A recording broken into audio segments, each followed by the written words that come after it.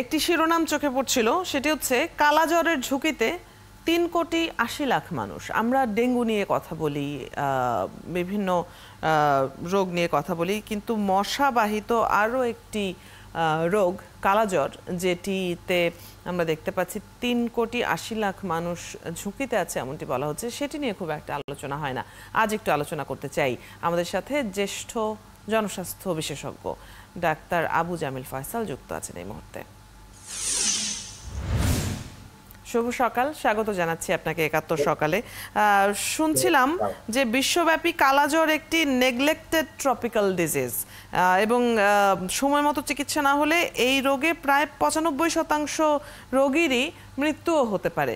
এমন একটি রোগ আসলে কেন নেগলেক্টেড, বা বাংলাদেশে এর ঝুঁকি কতখানি? ধন্যবাদ আপনার এই প্রশ্নটার জন্য। এবং গতকালকে যখন নাকি এই মানে অনুষ্ঠানটা হয়েছিল, তখন বলা হচ্ছিল যে বাংলাদেশে কিন্তু এটা একবার নির্মূল করা হয়ে গেছিল।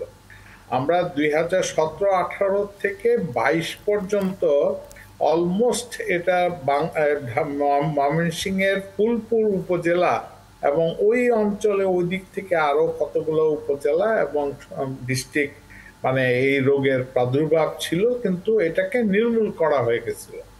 এটা এক ধরনের মশা, এটা যে মশায় আমাদেরকে ডেঙ্গু ছড়াচ্ছে সেই মশাতে না, এটা আরেক ধরনের মশা, কিন্তু ওইটাও মশা। নামটা অবশ্য একটু ভিন্ন ধরনের, সেটা হলো বলে স্যান্ডফ্লাই বলে, ছোট্ট মশা। এবং এই মশাও ওই একজনের থেকে আরেকজনের কাছে এই রোগটা ছড়ায়। এই রোগটা কালাজ্বর যখন নাকি আমাদের দেশে অনেক বেশি ছিল, তখন এটা মানে রোগটা কেমন ছিল? রোগটা হলো যে জ্বর হতো, জ্বর হয়ে বেশ কিছুদিন জ্বর থাকতো, তারপরে পেটটা একটু বড় হয়ে যেত, পেটে ব্যথা হতো, এবং আমাদের যে যকৃৎ বা লিভারের নিচেই কিন্তু চ্যাপ্টা জাতীয় একটা মানে ওই লিভারেরই একটা অংশ, মানে মাটিয়া কলজা বলে, মেটেকলজে বলে, যেটা নাকি লম্বা ধরনের, ওইটা ইনফেক্টেড হয়ে মানে ওইটা স্প্লিন বলে বা ইংলিশে, ওই স্প্লিনোমেগালি মানে স্প্লিনটা বড় হয়ে যায়, মানে রোগটা বাসা বাঁধে ওইখানে বেশি।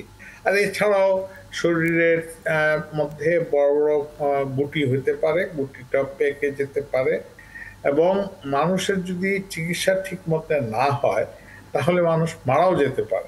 এখন জন্ম সনদ দিয়ে খোলো বিকাশ স্টুডেন্ট অ্যাকাউন্ট, নিজের বিকাশ নিজে কর। তো দেখেন, এইটা নেগলেক্টেড এই জন্য যে এটা নিয়ে আগে আমরা কোনো বেশি চিন্তা ভাবনা করিনি, কারণ আমাদের নির্মূল হয়ে গেছিল, কিন্তু এটা আবার হঠাৎ করে ফেরত আসতেছে। এবং এই হঠাৎ করে ফেরত আসা মানে হলো রিমার্জিং, মানে আবার নতুন করে এটা আবির্ভাব হচ্ছে। এই হঠাৎ করে ফিরে আসা মানে কি, যে মশার মাধ্যমে এটি ছড়ায় সেই মশার প্রাদুর্ভাব আবার বাড়ছে? তার মানে মশক নিধনের যে কার্যক্রম চলছে, আমরা বিভিন্ন সময়ই দেখছি, সেই কার্যক্রম যে খুব সফল তা তো আর বলা যায় না, কিন্তু এডিস মশা নিধনের একটা কার্যক্রম তো মোটামুটি বছরব্যাপী এখন চলে। সেই একই কার্যক্রম কি আসলে এই মশাটিকেও, যেটি কালাজ্বরের কারণ, সেই জি মশা মারতে হবে, যে মানে মশা মারার কার্যক্রম যেটা আছে, এডিস মশা মারার কার্যক্রম, এটারও ঠিক সেই কার্যক্রম চালাতে হবে একদম ঘরে ঘরে গিয়ে।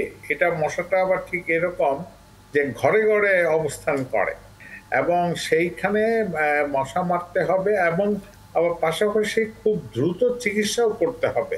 সেই জন্য কালকে কিন্তু ওই সম্মেলনে বলা হয়েছে যে আরো 3টা সেন্টার খোলা হবে, সেন্টার অফ এক্সেলেন্স, মানে যেখানে নাকি রক্ত পরীক্ষা করা যাবে, রক্ত পরীক্ষা করে সঙ্গে সঙ্গে চিকিৎসা শুরু করা যাবে।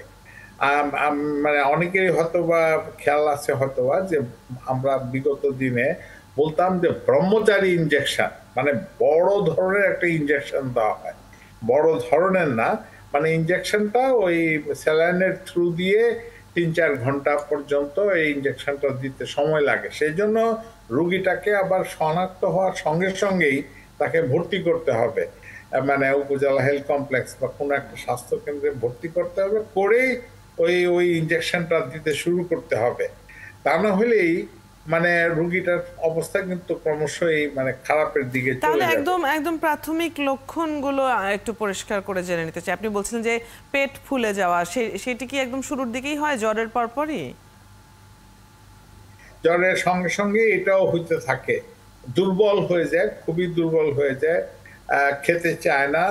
তারপরে হয়তোবা চামড়ার মধ্যে গুটি গুটি হতে পারে, মানে ওইটা মানে এই রোগের ইংলিশ নাম মানে ডাক্তারি নাম লিশমেনিয়াসিস। সেটা ভিসেরাল লিশমেনিয়াসিস হতে পারে, ওই যে বললাম মেটিকলজের মধ্যে হয়, আর স্কিনে হয়, মানে এটা মানে শরীরে অনেকখানি হতে পারে। তবে জ্বর, দুর্বলতা, না খাওয়া এবং পেটটা ফুলা, পেটে ব্যথা হওয়া ইত্যাদি এইগুলা থাকবে। বাচ্চাদেরও হয়, মেয়েদের হয়, মেয়েদের এবং ছেলেদের দুই উভয়কে হয়। দেখা গেছে যে কালকে যে প্রতিবেদন হয়েছে তার মধ্যে দেখা গেছে যে এই অল্প বয়সের থেকে নিয়ে ৪৫ বছরের মধ্যেই এটা বেশি হচ্ছে। তবে এটা যে কেউই হতে পারে। তা আমাদেরকে এখন যেটা করতে হবে, ওই যে মশক নিধন প্রোগ্রাম যেটা নাকি আমরা মানে খালি পাড়ায় পাড়ায় করতাম, এটা হলে চলবে না, একদম বাড়িতে গিয়ে মশার ওষুধ ছিটাতে হবে। কেননা বাড়ি পর্যন্ত এটা যেহেতু ওই যে বাড়িতেই থেকে যায়, এরা কিন্তু বাইরে খুব বের হয় না, তো সেই জন্যই ওদেরকে বাইরে মারার অবস্থা খুব কম হবে।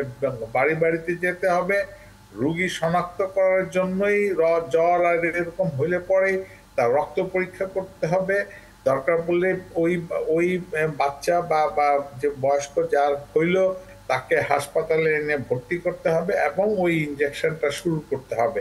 ইনজেকশনের পরে অবশ্য দেওয়ার পরে মুখেও খেতে দেওয়ার ওষুধ আছে। কিন্তু কথা হইলো যে ঠিক ওই ডেঙ্গুর মতনই আমাদেরকে খুবই মানে তড়িৎ গতিতে কাজ করতে হবে। সেই জন্যই দেখেন ৩টা আরো ল্যাবরেটরি সেন্টার অফ এক্সেলেন্স তৈরি করা হচ্ছে, যাতে করে ওই এলাকাগুলোতে এতগুলা লোক মানে ৩.৫ কোটি ৪.৫ কোটি লোকের মতন ঝুঁকির মধ্যে আছে। তো সেই ঝুঁকিটার মধ্যে থাকলে পরে আমাদেরকে সেইভাবেই তৎপর হইতে হবে, আমাদেরকে সেইভাবেই নিজেদেরও পরিষ্কার পরিচ্ছন্ন রাখা, মাছি ও আমাদেরকে এটা অবশ্য মানে ইয়ে করতে হবে, অনুসরণ করতে হবে যে রাতের বেলা ঘুমানোর সময় বা দিনের বেলাও মানে মশারি টানায় ঘুমাইতে হবে। মশারি টানায় না ঘুমাইলে ওই যে কামড়াবে, এই মশাগুলা খুবই সকালবেলার দিকে কামড়ায় আর হইলো বা রাত্রেবেলায় কামড়ায়। তো আমাদের মধ্যে ওই সচেতনতাটা তৈরি করতে হবে। এবং যে আপনি বলছিলেন যে এত বড় সংখ্যক জনগোষ্ঠী যেখানে ঝুঁকিতে থাকে, জনস্বাস্থ্যের একটা ঝুঁকি যেখানে রয়েছে, সেখানে অবশ্যই রাষ্ট্রীয় পদক্ষেপ আরও বৃদ্ধি পাওয়া, পাশাপাশি জনসচেতনতা বৃদ্ধি পাওয়ার একটা বিষয় তো রয়েছেই। আপনাকে অনেক ধন্যবাদ। অনেকগুলো বিষয় সম্পর্কে জানা হলো। বিশেষ করে আমরা ডেঙ্গু নিয়ে এত আলোচনা করি, কিন্তু কালাজ্বর নিয়ে খুব বেশি জানাও নেই হয়তো সবার। বিশেষ করে এর আমরা লক্ষণগুলোও জেনে নিচ্ছিলাম। অনেক ধন্যবাদ জানিয়ে দেওয়ার জন্য এই বিষয়গুলো। দর্শক, আমাদের সাথে জ্যেষ্ঠ জনস্বাস্থ্য বিশেষজ্ঞ ডাক্তার আবু জামিল ফয়সাল যুক্ত ছিলেন এতক্ষণ।